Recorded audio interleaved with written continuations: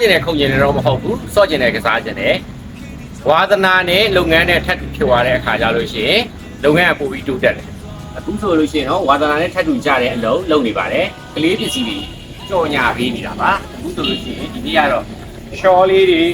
ရှော်ရန်လေးတွေဒီဆော်လေးတွေရောင်းပေးပါမယ်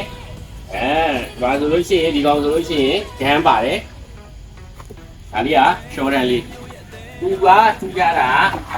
ငင်းငင်းချင်းချင်းခမင်းမစားခြင်းတဲ့ကလေးတွေအတွက်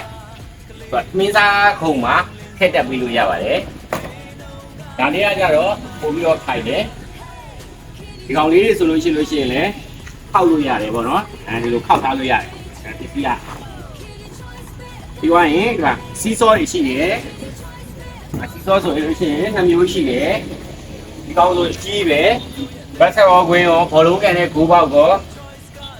ဒါဟိုကဒန်းရော